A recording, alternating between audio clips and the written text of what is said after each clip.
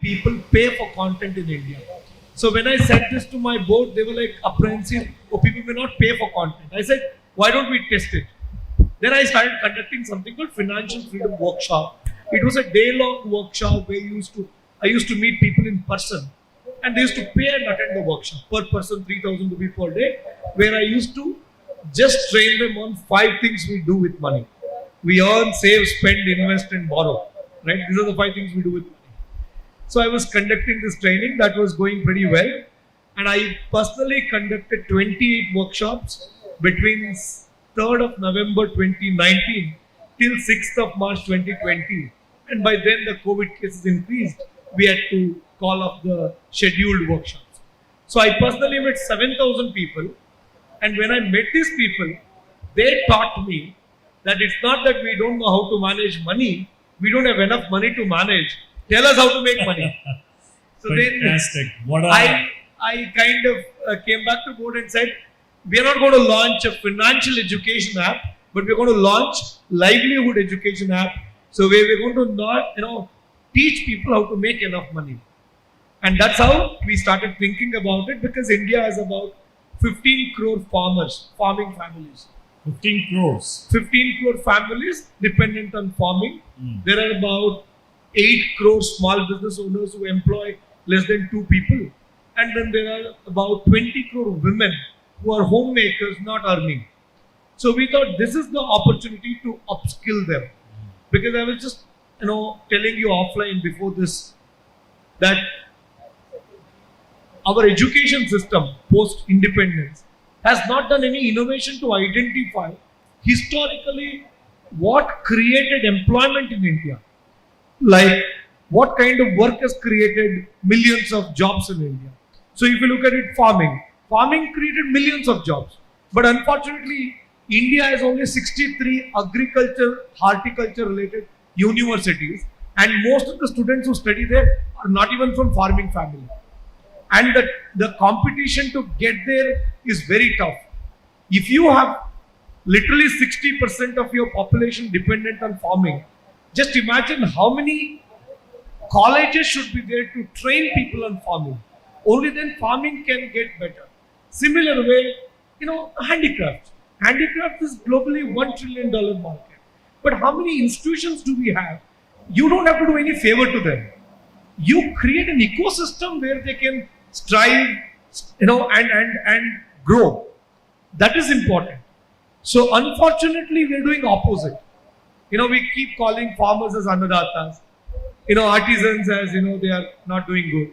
No, I belong to I believe that we should empower them, give them all the strength they need, and show them the ways.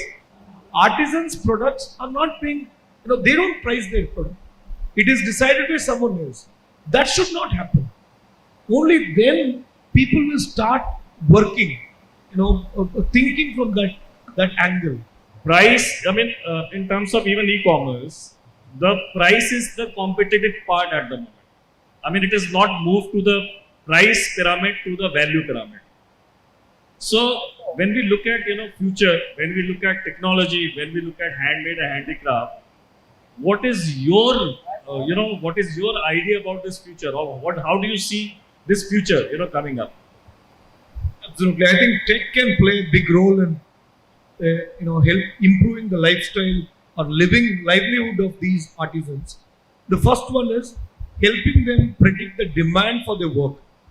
Today, unfortunately, most of them don't know what has got demand in the global market, what has got demand even in the local market. That is not known to them.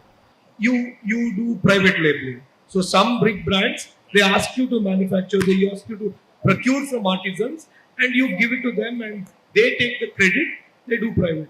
Second one is you market in your own brand, you get the maximum share, but you don't have your own outlets and things like that. There is no encouragement. So now today, if you have to place your product in some shop, you have to even pay them rack space charges. So you don't even get the space. Today when I was talking to Iti, she spoke about, I don't even let the artisans sit on ground. We want them to be treated with respect. We give them that kind of accommodation, which is important. But then how do we create that in a stable way? because expose exhibitions happens once in a while. Correct. It can't be done every day, right? Correct. So now, if we have to create it, tech can play a big role in helping them set up their shops, giving them that identity. Tech should, those who know tech should co-create along with artisans. It is not to exploit. So co-creation is another word, which he's talking about. Very important because I think this is always in conceptual context. People talk about co-creation, but it actually does not happen, right? Now we have, interestingly, we have students, we have craft entrepreneurs, we have also, one of the important thing is craft sector is where, you find a combination of people. So artisan is one community, students is another community who are interested into craft. Entrepreneurs are in third community, which is also working for this sector. Then you have brands, then you have organizations. So one of the problems is, a lot of creative people are there, right? And they do very good products. But point is, one person cannot do everything, right? It's a fact of the matter, and therefore, the organizational model comes in place. Now they make excellent products, but what about, there is a very interesting definition which I remember, when we started design management program at NID. Design management, two contrasting words, opposite words. So it had two contexts, right? The first context is, are you teaching management to designers or you are teaching design to managers? Why can't we replicate Amul's story here? Now, Amul's story, farmers are here to produce milk, and farmers association is running that platform, right? Similar way, why can't we have a platform of that kind for artisans, where exactly same like Amul, where Amul supplies feed to farmers to produce milk, and they also get them the best breed of cows, and then they purchase all the milk. You have never seen farmers throwing milk on street today. We have seen farmers throwing vegetables on street, fruits on street, because they're not getting produced. The best. But then we've never seen that happening with milk, because there is constant demand, there is stable price, things like that. Similar thing can be done for artisans as well. Only then, today, the amount of money we pay for foreign brands. I mean, a GI product, GI tag product is an original product, right? That's the simple point. But why do some technology company try to create unnecessary, kind of cumbersome approaches? I mean, what do you say?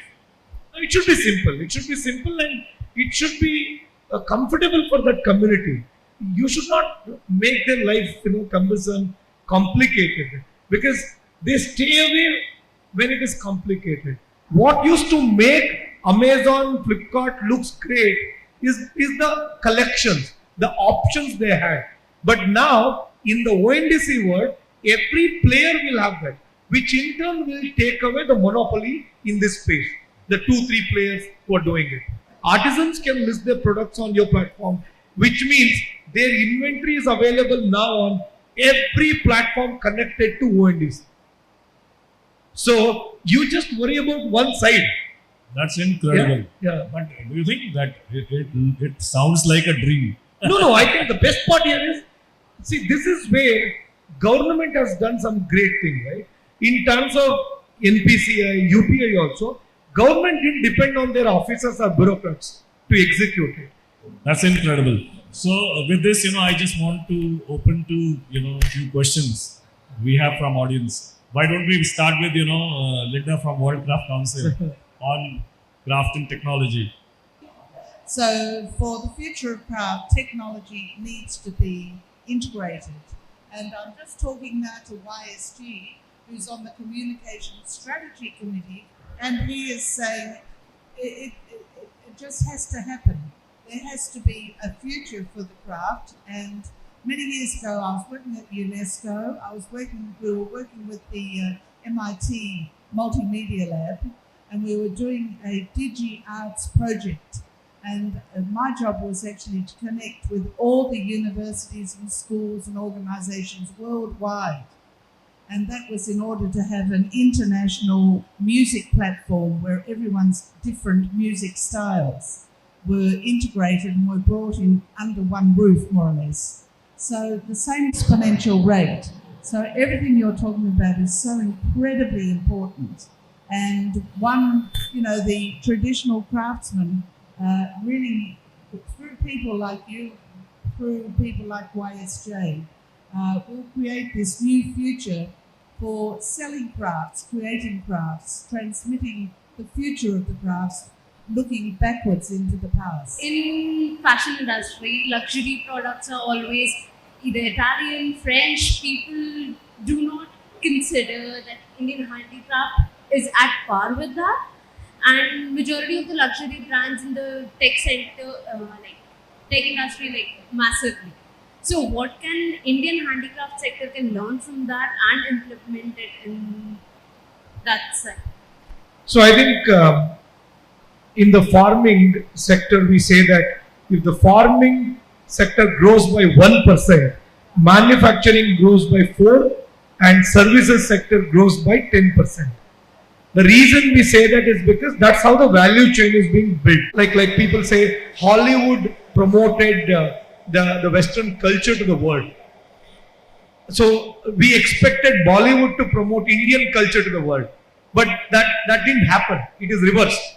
Right? Similar way, we should leverage, I think, the government intervention also. But then when we say that government intervention, then it will again have a different, if government intervenes in Bollywood or things like that, that will have a different narrative altogether. But at least here, that soft power has to be leveraged to promote these things.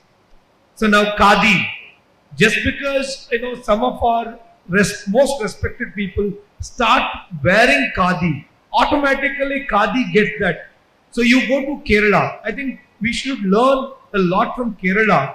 Even their airports are built that. So I think we are actually shying away from, we literally shy, we have that shyness in promoting our culture. That has to stop. Only then, because see, 1.4 billion people promoting something will obviously become the next trend. But we are not doing that. And incidentally, India also, we have got such a diverse culture. There's so much which is happening. So if everybody starts promoting it, things will automatically pick up. Gandhi ji ने बताया था कि 70%, 75% of India stays in the villages. So make villages smart. Do not make it like smart India or mega cities. We do not require metros. We do not require metros. I'm pretty sure about it because Singapore has best of metros. We have best of we have hands. We have history of crafts, textiles, anything like spices, cottons, and sheets and everything. So we should handcash on that instead of going towards the metro cities. It's the smart villages. So this is the concept. Fully agree. Yeah. We should go back to villages. Make these villages smart villages. And it's कारीगर तो करेंगे, but it's you, me, he. We have to speak to the consumers because consumers should respect it instead of कारीगर के बच्चे जाके, because you need to make them understand what consumer thinks about themselves because they do not know. ऐसा ये काम पछात नहीं है ये. It is amazing the work he does. It's like an art piece, so he can sell it जैसे artist करता है story. So the same is with the craft, but it's about the consumer. जो India का consumer है वो इतना educated नहीं. So it's also about the consumer as well. We will end with the final and last question, Sudheer. It is, of course, you've shared such important insights. But in terms of technology, right? So there are ladders here. People who are not at all aware of technology. People are some aware of technology. People who use technology very efficiently. And people who are actually technocrats, these are the different ladders. So, in each of the ladder, right, as a Freedom app, as a company, how do you think that you're going to address, these 4 ladders and in what manner? See, our approach is very simple. If I tell you do this, people will not do. If I tell you that, okay, hey, see this person, look at this guy, he's doing it. Because of that, he's living a better life. Why don't you copy him? Then they easily start adopting it. So what we are trying to do now is we are identifying such exceptionally successful people in the craft space, artisans who have embraced technology, who have built that bridge with the rest of the world, and we are now showcasing such people to others. And I think the Freedom Award also is thought through in the similar way. So this person, he was into ivory painting. He's an artisan, and then he started seeing a big demand for his work. Then he thought, why not other crafts as well? Then he brought together hundreds of such people, and now he has built a business which is selling about 40 crore worth of crafts every year. So similar way, if we can encourage more people to do that, I'm sure it will happen. So it is by showcasing such success stories to inspire people, and then requesting the same successful people to share the know-how to replicate that success is what is required, and we are doing that leveraging technology. Thank you so much. Thank you so much, Sudheer. Fantastic. What a insightful, conversation we had. And especially in the context to technology, because that is something which people fear a lot. And, that fear has to go. I mean, the first, step is the fear. If that fear goes, then you start building a relationship, friendship, and then you start adopting those, the notions. So thank you very much. It's really a pleasure having you. A huge round of applause.